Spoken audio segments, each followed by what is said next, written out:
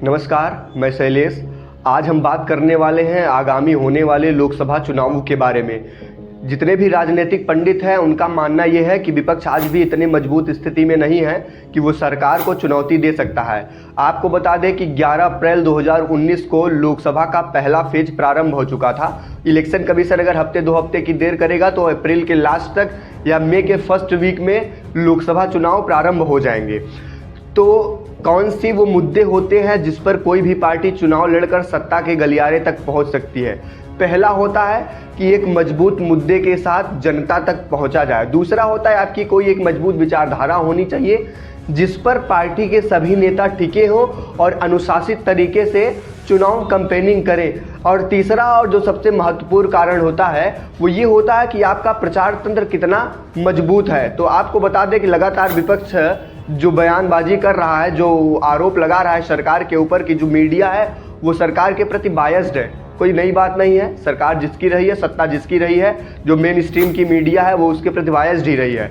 अगर आप 2014 के इलेक्शन पर नज़र रखे होंगे या उसके बारे में कुछ जानते होंगे, पढ़ते होंगे या उसको बारीकियों से देखे होंगे तो उसमें मीडिया से ज़्यादा रोल सोशल मीडिया का था। भारतीय जनता पार्टी ने सोशल मीडिया को एक डिजिटल वीपन के रूप में इलेक्शन में यूज़ किया और हर व्यक्ति के प्रति वो अपने जो विचारधारा थी, जो उनका मैनिफेस्टो था और जो उनके सवाल थे सरकार के, वो उन्होंने पहुंचाया।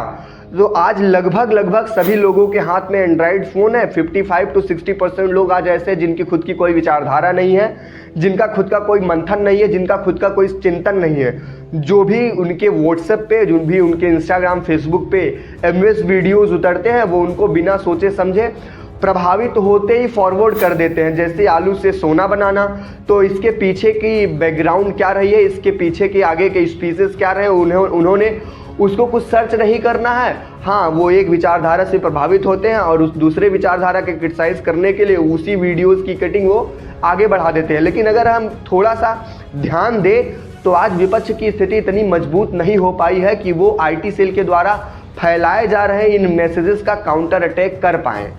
और कोई भी जो पार्टी होती है वो एक मजबूत विचारधारा के साथ जनता के बीच में पहुंचती है। जितने भी विपक्षी पार्टियां हैं उनका न तो संवैधानिक पार्टी का कोई संविधान समझ में आता है, न तो उनकी कोई मजबूत विचारधारा समझ में आती है। जैसे भारतीय जनता पार्टी की अगर हम बात करें तो स्टार्ट से इनकी स्ट्रेटजी जो रही है वो हार्डकोर हिंदुत्व के चारों ओर घूमती है। वो हिंदुत्व को सेंटर में रख के ही राजनीति करते हैं, इसके साथ कोई समझौता नहीं करते हैं। जो भी सनातन संस्कृति रही है, प्राचीन भारतीय सभ्यताएं रही हैं, उनका पूरा सम्मान करते हैं और इसी के इर्द गिर्द उनकी पूरी राजनीति चलती है। लेकिन विपक्ष जो है वो बेपेदी के लोटे की तरह उलटता पलटता रहता है। जिसकी जितनी बड़ी संख्या में ये लोग देखते हैं उसकी तरफ झुक जाते हैं और जनता आज पसंद कर रही है एक मजबूत विचारधारा को। जैसे आपने अखिलेश यादव जी का एक पुराना वीडियो देखा होगा जो बहुत खूब वायरल हुआ था।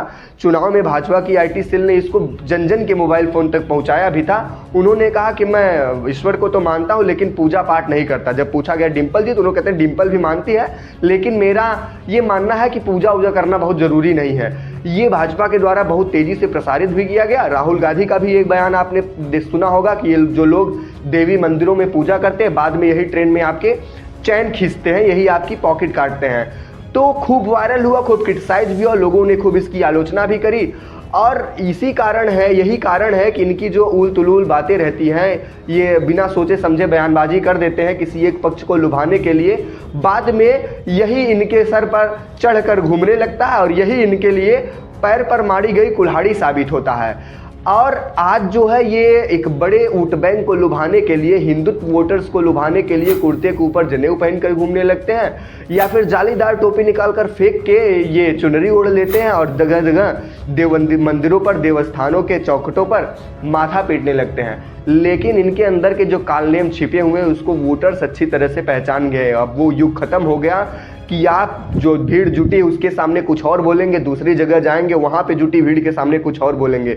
सबके हाथ में आज मोबाइल फ़ोन से पुराने वीडियोस लोग सर्च कर लेते हैं और उसको अच्छी तरीके से IT सेल के द्वारा फैलाया भी जाता है। अब आपको बता दें कि पिछले लोकसभा का जो इलेक्शन हुआ था उसमें 62% वोटर्स ऐसे थे जिन्होंने भारतीय जनता पार्टी को वोट नहीं दिया था।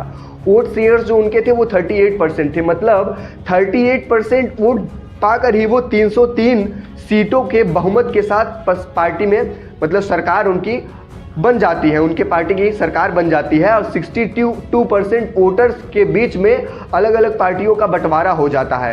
तो आज कई पार्टियों के लोग जो हैं वो सभी विपक्षी दलों की यूनाइट की बात कर रहे हैं, सबको एक मंच पर आने की बात कर रहे हैं, लेकिन वहाँ भी एक झगड़ा मचा हुआ है कि प्रधानमंत्री कौन बनेगा।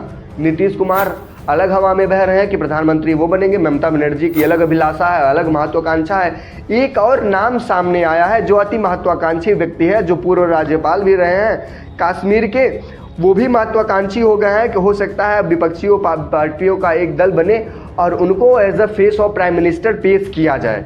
सत्यपाल मलिक की बात कर रहे हैं। और जितने भी आज तक के स्ट्रेटजिस्ट हैं, जितने भी राजनीतिक पंडित हैं, उनका मानना ये है कि अभी भी विपक्ष इतनी मजबूत स्थिति में नहीं आ पाया है। न तो विपक्ष के पास कोई मजबूत मुद्दा है जिसको लेकर वो जनता के बीच में जाएंगे, न तो किसी नेता का मजबूत चेहरा है जिसके नाम पर विपक्ष को वोट मिलने वाला है। तो आपकी क्या राय है और क्या सुझाव है, किसके नाम पर इनको चुनाव लड़ना चाहिए, वो कौन से मुद्दे हैं जिनको उठाना चाहिए? धर्म की राजनीति बंद होनी चाहिए कि ये इस बार फिर से धर्म के नाम पर वोट पाकर सरकार बनने वाली है? आपकी राय की हम प्रतीक्षा करेंगे। फिर से इस मैटर पर हम वीडियो बनाएंगे। जय मां भारती, जय श्री राम।